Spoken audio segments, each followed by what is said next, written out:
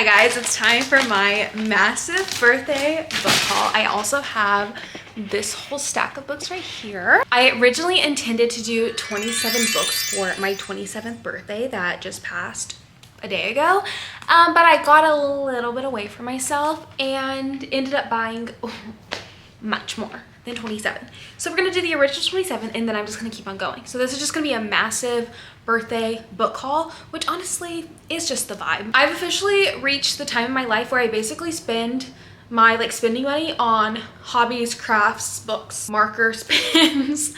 That's what I spend my money on. It's a problem, but it's also not a problem. You know what I mean? Like, this is a good problem to have. Also, for my birthday, we did that Barnes & Noble book challenge where you have 5 minutes to look and then 3 minutes to grab all the books you want. And so I posted that on my Reels and TikTok, and then I posted like a short cutesy version on YouTube because YouTube only lets you upload 1 minute long shorts. Yeah, follow me on all the other places because I post tons of fun cutesy book content and hobby content, and overall just love books and love girlies that love books as well. A lot of these book recommendations I got from my book club, which I'll also have the link down below. We are always looking for more members that love to read, like read on a daily basis, okay? Where if you read on on a daily basis or like every 2 days, we're here. We're on the same level. We would love for you to join us, and the link is always down below. Okay, let's get into this. I was Googling where to start with Brando Sando, as they call him, Brandon Sanderson. And TikTok was basically saying to start with the Mistborn trilogy. And during my challenge, I saw that there was a box set of the trilogy. So that's perfect. Love a box set. Love a box set. It also ensures that the books are in perfect condition. So we have Mistborn. Does Mistborn, I think, goes first, or is Mistborn last? I don't know. The Well of Ascension and The Hero of Ages. Brandon Sanderson has a ton of books, so I'm hoping that I absolutely fall in love with his writing and I can go down a journey of reading all of his tons of books that he has. I grabbed 2 classics, which I am such a dingbat because I realized I already have a Pride and Prejudice copy. So I don't know if I'll be keeping her, but isn't she beautiful? Earlier this year, I bought The Count of Monte Cristo in this Barnes & Noble exclusive edition with like the linen. I guess I didn't realize during my challenge that I already had this book. I got a little ahead of myself. I might keep it just because it's the linen, you know? I might just keep it. And I also picked up Little Women because I've never read Little Women before, which is crazy. And I've heard this is, I mean, all the classics are really good, right? Like, that's why they're classics. And I just might keep them because how could I not? Like, they're just pretty. Oh, they're beautiful. A bunch of Ellen Hildebrand during the challenge because I just know that, hello, it's Ellen Hildebrand. She's one of the recent authors that I have discovered, and I'm just excited to go down her entire backlist. I think that does she have like 20 plus books or something like that? All of her books are set on Nantucket, so they're all beachy, but there's also always a ton of characters. The setting is always stunning, gorgeous, beautiful. She does a perfect job of making you feel like you're actually there. And then there's always going to be a plethora of characters where there's drama. Sometimes there's some kind of murder mystery, there's friendship, there's heartbreak, there's heartache, and it's just perfect. And I've heard that The Identicals is normally on the top of everyone's like list of top favorite Ellen books. So I wanted to grab some books that also I never really heard very many reviews on. I've heard of this book because a lot of people talk about it and it's always on the front tables at Barnes, My Year of Rest and Relaxation, and a lot of people hate it.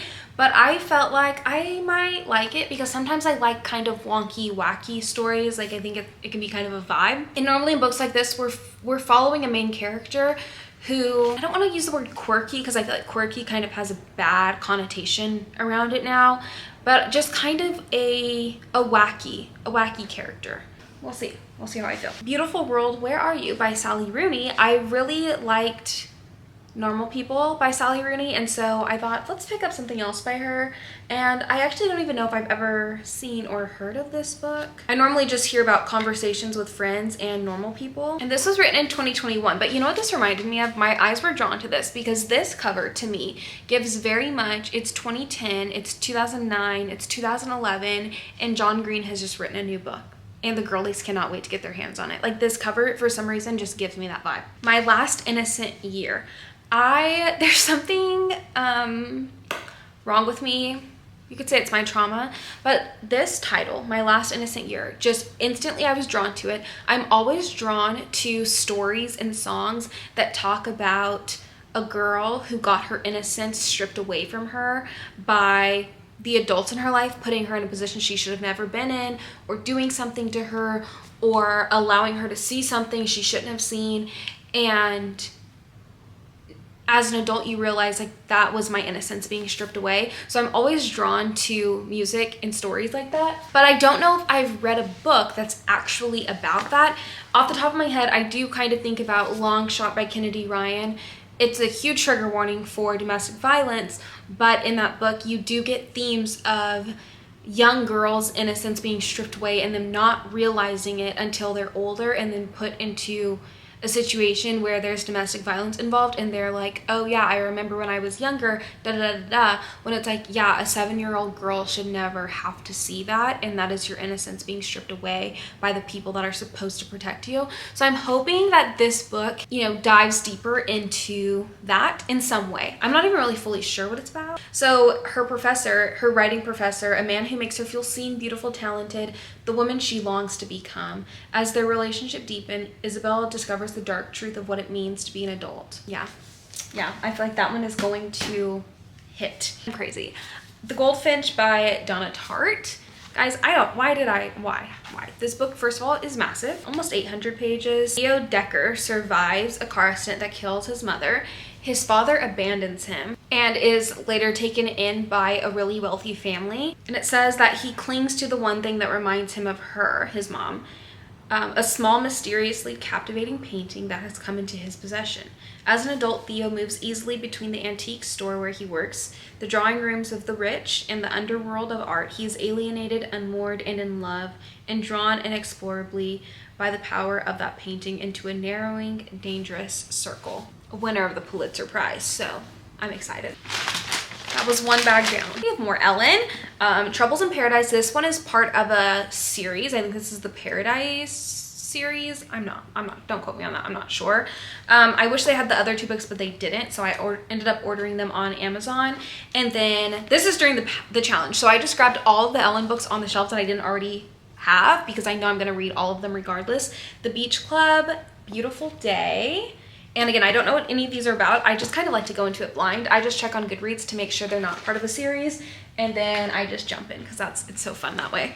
I also grabbed Barefoot. I feel like this is another main one that a lot of people talk about too, Barefoot. These covers are so beachy and so fun.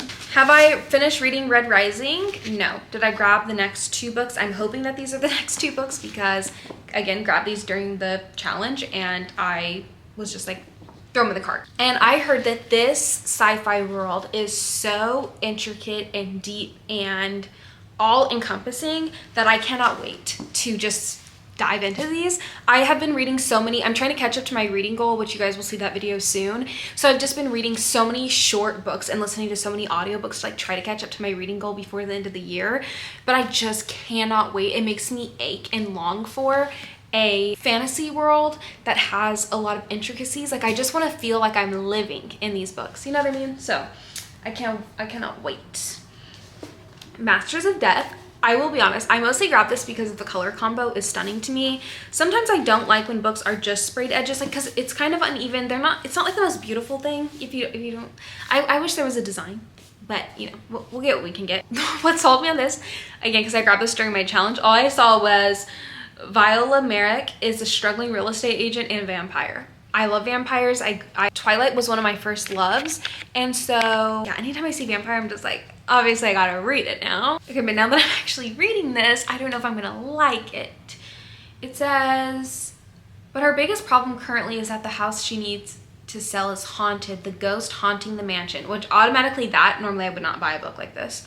Ghost haunting the mansion is a no for me, has been murdered, and until he can solve the mystery of how he died, he refuses to move on. Then another character is introduced, Fox Demora, is a medium. And though he is also most definitely a shameless fraud, he isn't entirely without his uses, seeing as he's actually the godson of death. Oh no. Actually, we're just gonna pretend I never bought this. Trust of the Emerald Sea. In the book club, we comment books that we want to be considered for voting, and this is one of the books that was in there. It didn't end up getting chosen, or like it didn't have enough votes, but I was still very intrigued by this, and it's another Brandon Sanderson book that a lot of people say it's good to start with.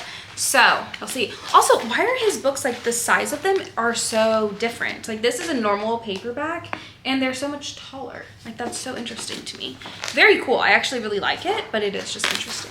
Under the Whispering Door by TJ Klune. He also wrote The House in the Cerulean Sea, which I own and have not read. But a lot of people just love these books, and I feel like it's a perfect just general fiction kind of read. When a reaper comes to collect Wallace from his own funeral, Wallace begins to suspect he might be dead.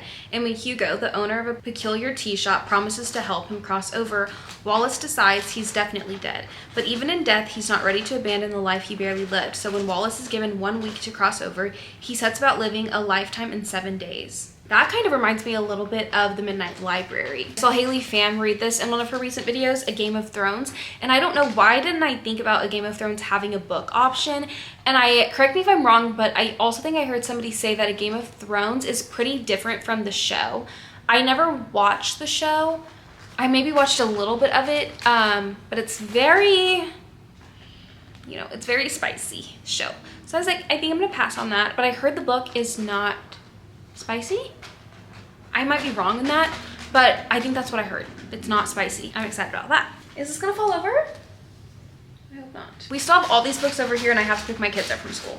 So let's see how many more I can get through before I have to run out the door. Before it goes off script, I have been reading Annabelle Monaghan this year. Girl, stop. I read 1 book from her and I really liked it though. And so I wanted to pick up this one too because I know I'm gonna love it. Truth and Beauty by Ann Patchett. I read Tom Lake earlier this year by Ann Patchett and I really loved it. I also love this has the torn edges. I love the cover of this book. Truth and Beauty is a tender, brutal book about loving the person we cannot save.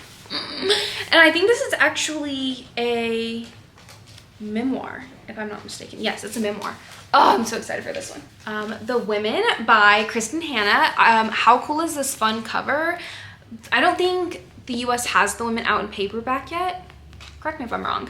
But it wasn't available on Amazon, and this is the version that they sent me, and I think this is actually the India version, which is pretty cool. I love having a fun cover as long as I still like it. I don't always like the different covers, but it's so pretty with the sun and the helicopters. Like, I just can't wait to read it. And this one is historical fiction from the Vietnam War, I believe. And I hope I love it. I have not read anything by Kristen Hanna, but see all the books that she's also written. So I really hope I like the writing so that I can just go down the rabbit hole. Yes, The Woman is the story of one woman who goes to war, but it shines the light on the story of all women who put themselves in harm's way to help other. Oh, love that. That's such a good premise. Okay, I have lots more other Ellen books that I bought on Amazon. Endless Summer. So this one is actually one that you read while you are reading her other books. So The Sixth Wedding, you read as you read along with 28 Summers. And I just thought this was a good one to read before I read any more Ellen books because I think I've read 4 so far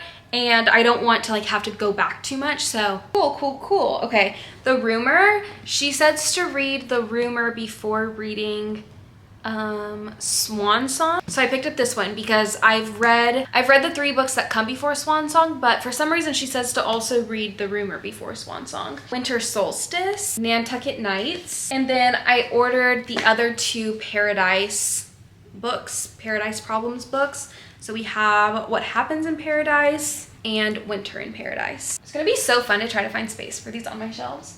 Okay, I have to go get my kids. I'll be right back. Okay, I'm back. Again, same situation with the Ellen books, just 10 out of 10. Beachy reads, but have some character depth, have some drama, have some tension, lots of relationships. It's just a good time. Okay, then we have Crossroads by Devney Perry. I feel like I've been seeing this all over Goodreads lately. And I think this is like a ranch, like set on a ranch, friends to lovers, like childhood friends to lovers, and even maybe actually childhood lovers, and then there was something that broke them up, and now she is returning back to the ranch and he's going to be there and he does not want her to be there. So I feel like that's a fun little premise. The Summer of Songbirds by Christy Woodson Harvey. This one sounded so cute because it is about a summer camp for girls in North Carolina. And I grew up going to camps, like summer camps growing up, and some of my best memories memories are at those camps with my friends and the lake, and it's just like so beautiful. The weather, the trees, the sun, the birds, like it's just stunning. The summer camp they grew up going to, June Moore, she bought the camp, but now it's at risk of closing, so the girls are coming together again to save this camp. It says an unforgettable celebration of summertime freedom, camp crushes, and enduring sisterhood. I just cannot wait. That's so good. Happiness for beginners. I sounded like the just got new nails and they're blur. Happiness for Beginners by Catherine Center. I also did not know this was coming soon to Netflix. Good to know. In this one, we're following Helen Carpenter, who's just gone through a brutal divorce, but then her brother convinces her to sign up for a wilderness survival course. So we're following her going through all of this, and I love this part. It says, a nourishing page turner. Why do I keep saying Turner? A nourishing page turning up all night read about how to get back up. It's a story that looks at how our struggles lead us to our strengths, how love is always worth it, and how the more good things we look for, the more we find. Yes, yes, and yes. Only for the Week by Natasha Bishop. I love this little like thing on the back because this one takes place at a wedding. It says, hi everyone, thank you for being here. Some of you may know me as the sister of the bride. Some of you may know me as the ex-girlfriend of the groom, but I'm willing to bet none of you know me as the woman secretly sleeping with the best man. Yeah, it's also set in like a Tulum wedding. Okay, The Days at the Murasaki Bookshop. This is also a Japanese either television or movie and was translated to English. This is a short little 137 pages. We're following these 25-year-olds. They're basically set to get married, and then her boyfriend decides to tell her, oh yeah, they were gonna get married by the way. Oh yeah, I've been cheating on you and I'm actually gonna marry the other girl. Okay. And we're following the main girl, the first girl, not the side chick. And her life just begins unraveling. Like she loses her job, all of her friends, her acquaintances, and like spirals into a deep depression. And so we're following her, find her love for life again. I'm really excited for this one because I don't think I've read a book that was translated to English ever. They're Vicious Games by Joelle Wellington. We're following Dina Walker, who goes to a predominantly white school, and apparently she makes one bad decision. It says one fight, one moment of lost control leaves her blacklisted from her top choice of Ivy League college. Only chance to regain the future she sacrificed everything for is the finish, a high-stakes contest sponsored by Edgewater's founding family in which 12 young, ambitious women with exceptional promise are selected to compete in 3 mysterious events: the ride, the raid, and the royale. And the finish stakes are not just make or break, but they're also life and death. I'm excited for this one. Ooh, another one I'm so excited for. The Davenports by Crystal Marquise. I've heard that this is Bridgerton, but make it black. Give me a sister. I'm so excited for this. I wonder if this is a series. Which I think it is. I think there's 2 books in this. Her dedication says, to my parents for accepting that med school wasn't going to be a thing. Your love, support, and sacrifice gave me courage to chase this dream. That is very special. I love, love, love that. Oh, inspired by the real life story of C.R. Patterson. Why am I talking like that? C.R. Patterson and his family. Oh, I'm so excited. I'm so excited for that. I also think that this is going to be a show or movie. I think a show. I think it was picked up recently. We have The House of Eve by Sadika Johnson. I feel like I always love the Reese's Book Club picks as well. And I feel like this is just such a traditional Black story. We're following Ruby Pearsall in 1950s Philadelphia, and she's on track to becoming the first in her family to attend college. But like those bad habits are just threatening to pull her back into poverty and desperation, and essentially she feels like those 2 things have just been passed down to her like a birthright. And then there's another woman named Eleanor. She meets a man named William at Howard University, and they fall madly in love. Eleanor gets pregnant, and she's kind of hoping that his family will accept her because they're super wealthy. So I guess we're following both Ruby and Eleanor and how those decisions that they're making change the trajectory of their lives, which I love so much. Me and my sisters talk about this all the time. Like, we have the choice to make decisions that will end us where a lot of our family has ended up, or we have the choice to make decisions that will put us down a different path. It sucks to put it that way, and it you know, it kind of sounds shady, but it's really not. It's just kind of how life ends up being, and that's the power of choice. Like, thank God did not make us as robots, but people who have choice, and we have choice in the decisions that we make that will hopefully end us up in good circumstances. So that I think I'm really excited to read this, mostly because of the premise of choice and how when you make different decisions, your life ends up different because of them. And we have Love Interest by Claire Gilmore. I mean, I feel like you guys probably tell by my list, I'm not a huge romance person. I feel like I just find it to be normally very cringe. And I also feel like for some reason in my mind, I know I'm probably wrong when I say this, but I feel like romance books, you're essentially just following two characters, they fall in love, and that's the end of the story. So they're never very intricate, and I think for that reason, they don't hold my engagement very well. So I'm always hesitant to just like spend $20 on a paperback romance, because I don't know if it's gonna give me that feeling that like, wow, this is so good. Like when I read Summer Romance by Annabelle Monaghan, I was like, this is a good romance book. Like, this is 10 out of 10 for me. But I feel like with romance, there's just so many things that can go wrong for me. Like if the banter is not right, if the communication style, if it's just like a tropey book, like it's just like, oh, we're doing every trope known to mankind. There's just so many things I feel like could go wrong. You know what I mean? But this one sounded interesting to me because we're following Casey and Alex, and like everybody loves Alex. And Casey maybe likes him, but isn't like in love with him. She's like, okay, cool, everybody likes him, but like she's not necessarily all that into him, you know? And then I think that they end up falling in love, is what I'm assuming is gonna happen. But I think I kind of like that premise of like, it's not so much of like he's obsessed with her, like he can't stop thinking about her. It's just more so popular guy, everyone likes him, and for some reason she's just not very drawn to him. And I guess I'm hoping that it's like through his character and like words of affirmation, actions, that she comes to really like him. I love that so much. All of my like high school relationships that I was in, or I ever talked to guys, it was always because of friendship first. Like, I'm very much like, I'm not gonna be like obsessed with you for meeting you from the first time. Like, it's gonna be a time thing. Like, show me who you are, make me laugh. Like, I need more. I need more than just like, oh, you look cute, and I'm just gonna be obsessed with you. So I'm hoping that that's kind of what this is gonna be like. Like, he kind of has to convince her that she should like him. Like, you should be in love with me. If that's not what this is, I'm gonna write that book because that sounds good. Boom. Okay, guys, we're almost done. Small Great Things by Jodi Picoult.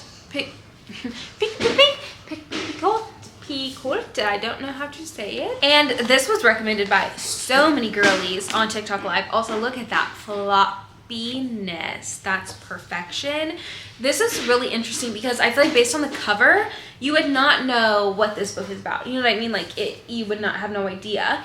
Ruth Jefferson, a labor and delivery nurse, begins a routine checkup on a newborn, only to be a few minutes later reassigned to a different case. And she's like, what's the deal?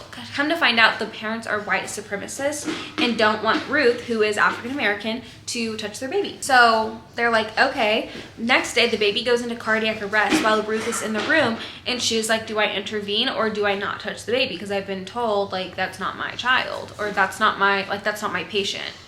So come to find out, Ruth does perform CPR, but she hesitates and then is charged with a crime. And then they go to trial, and we're following all of that. That is a very interesting premise. I cannot wait to read this and see what I think. I think this book is like 500 pages also. She's thick. Pack Up the Moon by Kristen Higgins. I knew I was going overboard on purchasing books with him. When I read the back of this one, I was like, yeah, you're coming home with me. We're following Joshua and Lauren, and his wife is very ill.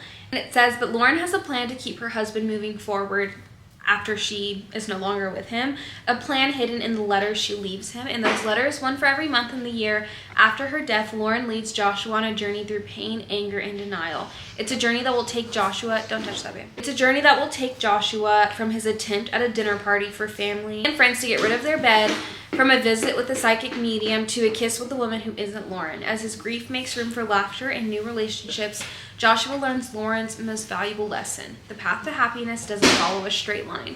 That just sounded too good. I'm hoping that we get to see the actual letters. Let me just do it quick. Okay, I think I do see letters. I really hope we get to see the letters, Lauren. I want to see the letters. I was on Mango Street. This is another short one that like everyone is like, you literally need to read. I also feel like it'll be really quick because the pages are like, they're not very long at all. Can you tell? Yeah, okay. Yeah, see, like they're not, this is a small little book. I love books that are told in this way. The House on Mango Street is a remarkable story of Esperanza Cordero, told in a series. Cordero, I sounded so American. Esperanza Cordero. Is that better? Told in a series of vignettes, sometimes heartbreaking, sometimes deeply joyous. It is the story of a young Latina girl growing up in Chicago and inventing for herself who and what she will become. Few other books in our time have touched so many readers. Oh, sounds so beautiful. I'm banned from saying so excited. Please, I need to stop saying that. The Neighbor Favor by Christina Forrest. A lot of you guys recommended this one to me. I'm so excited, but I am so excited for this one because this one, they're connecting over email. Let me see, do we get to see these emails? Yes, we do. I love a romance with a little interactive element. Okay, Annie Bot by Sierra Greer. I don't really know fully what this one's about. Annie Bot was created to be the perfect girlfriend for her human owner, Doug. Designed to satisfy his emotional and physical needs, she has dinner ready for him every night, wears the cute outfits he orders for her, and adjusts her libido to suit his moods.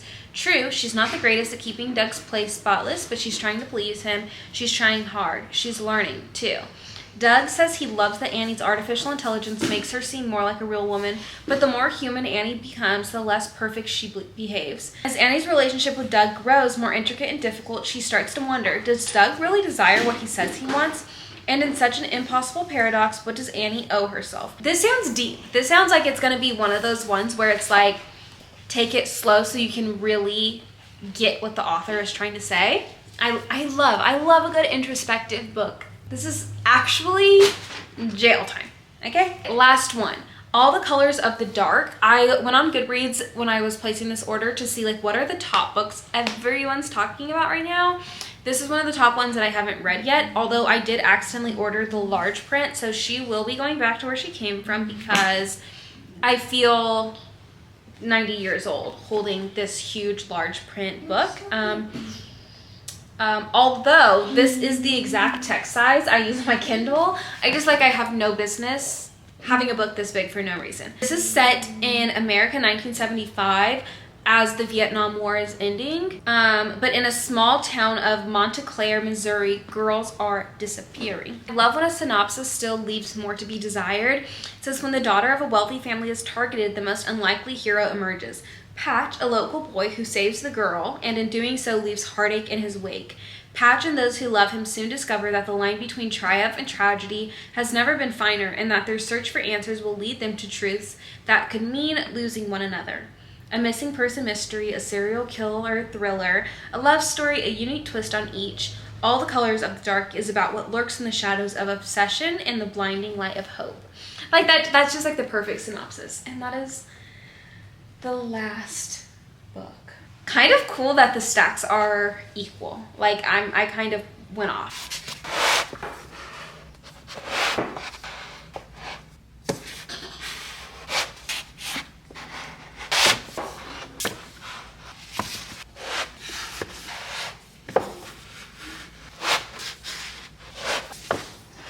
They're a different size.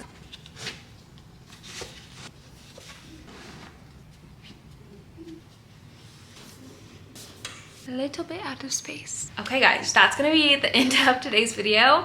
I hope you guys enjoyed it. I don't know, have I even done a book haul on this channel ever?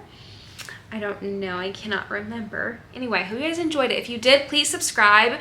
Comment down below if you have read any of these books and what your rating was or what you thought about it. And follow me on Goodreads so you can see what I'm reading in real time. If you friend request me, I will add you back, of course. So please be my friend because I love seeing what you guys are reading. And I love seeing when we're reading the same thing at the same time, or when you guys are reading something that I recommended and I get to see your rating. That's just like so fun to me. So anyway, hope you guys enjoyed once again, and I will see you guys in the next one.